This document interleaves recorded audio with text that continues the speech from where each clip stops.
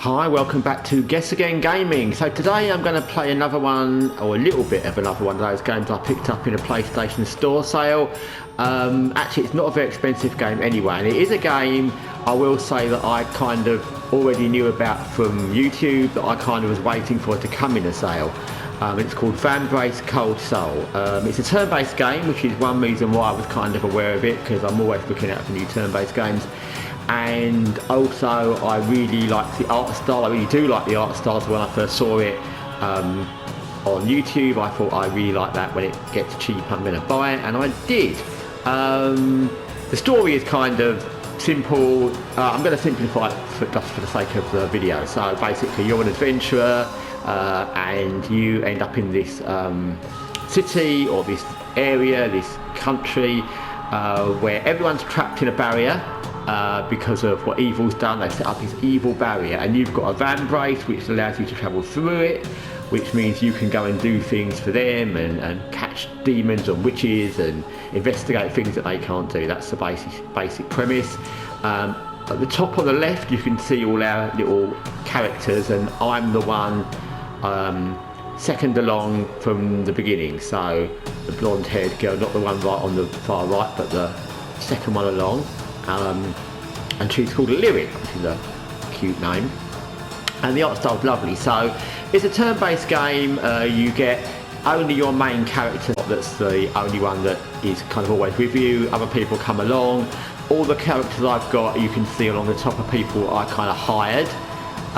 Some you can hire for free back in the city kind of hub, and others you can find along the way, but you'll have to pay money to them. But either way, so it's an interesting game. It kind of works like a dungeon crawler, I suppose. So this is kind of where I am. Each time you go on an adventure, you end up going through all these areas. You can see it's like a little map, and some places you can get to by going different ways. Sometimes you've got to go a certain way. Each different room or dungeon, as it were, there's different enemies, or sometimes there's no enemies, sometimes there's traps, sometimes there's unexplored things, sometimes there's bonuses, things to pick up, dangers. So there's all manner of things. Once you get your focus on how these maps look, the game becomes a lot simpler. I think the first time I played it was very late at night, and I couldn't get my head around like how these things were working, and I was like, eh. But actually it's not that simple, it's not that difficult. It's actually just a question of like looking at the maps and working it out. So the maps are relatively easy to do. The game is not easy, I will say.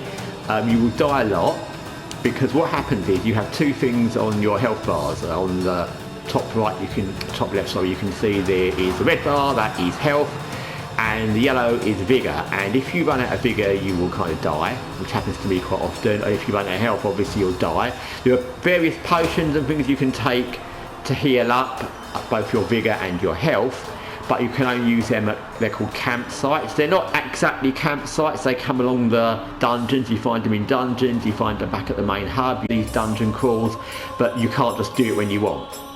So you have to be kind of careful what you do, and it's easy to die. I've been going through not this first dungeon, as you can see, this first literal dungeon of mazes, or maze of dungeons actually, but I've been going through this first level. There's more than one of this kind of map in this level for a long time, because each time I get near the end, I've either died because I've run out of health, I've died because I ran out of vigor, or all my companions died. If you die, what happens is you get sent back to the main hub, and whoever's left with you is still alive, but whoever dies on the way, they die permanently, and you have to go and hire new people. That's kind of the gist of it.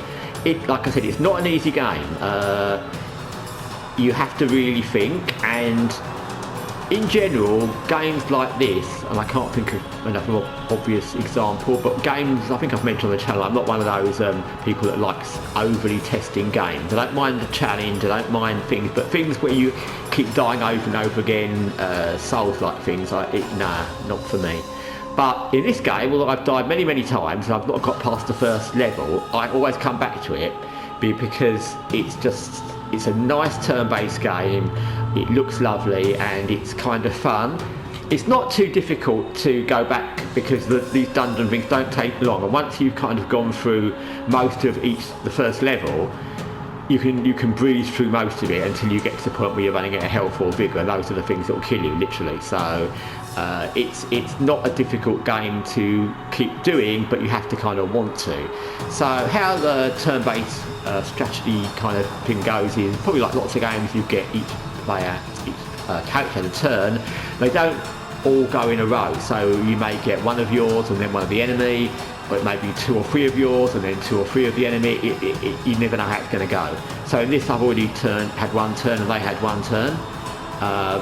There's different reasons where you place different people, which is obvious if you play turn-based games. So people have long shots or close range things, and some people have healing things, some people have defensive things. Some people have a skill where they can detect traps, so you put them at the front. There's lots of different reasons which you'll pick up in the game. It's far too, not difficult, but I can't explain it all. You'd have to play it to be worth it. So combat looks like this, so you can check all your little abilities. We can see the arrows over one of our characters. There they are. They all look really nice, and the art style's lovely. So you can see all our abilities. You don't always get all the abilities depending on how much vigour and health you've still got, but we've got 3. You can pick up an extra ability if you give that character a special item. I haven't got many items because I keep losing all my money when I die and start again. But one point I did have quite a lot of money, one of my playthroughs. So anyway, so you can see the things we've got.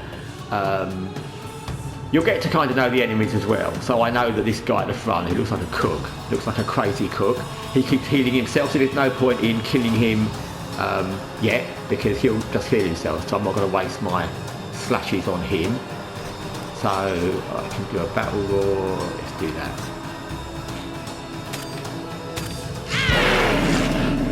It'll help us and heal us a bit as well. We already killed one of theirs. There were 4, but we killed one of theirs. And there's not always 4 of them either. Sometimes there's 2 of them, sometimes there's 3. This time there's 4, but we killed one. Okay, that's us. That's me, Lyric. So we've only got a couple of abilities, because 2 of ours we can't use this time. And I can show you what they are. You get different costume sets for her as you go on, but I've not got any yet because I haven't got past the first level. But you do get lots of different costume sets, and as you see the art style's lovely, so I'm quite looking forward to getting new costumes. So that's another reason why I played on. What I'll do if I haven't got much that I think it's going to work is I'll just do a block. And this one at the end, she's got really good stuff. She always kills someone with she's got a blood missile, which seems to work really well. So we'll do that. On that. I killed him a bit, but not enough. You get all these little icons, as you can see on that enemy, where you've got a little heart thing. I think it looks like a little cross and a little burny thing, which it doesn't, or at least I can't find where it explains what they all do, but I'm sure they do something. But it's a game you discover as you go along, and like I said, you have to invest a little bit of time in understanding how it works and how the combat works and how the little things go, how the maps look. But if you like turn-based games, you may like this, is what I'll say. If you like the art style, then it will be worth it. It's not a flowing game in the way some games are, like XCOM or Phoenix Point or Other Side or Phantom Doctrine, where it's easy to flow through the game and you'll easily know kind of what you're doing if you play turn-based games.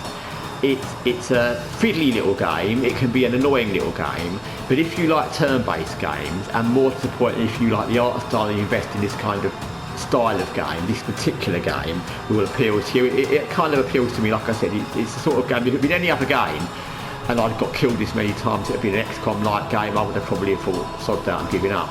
But because it's got this very nice art style, I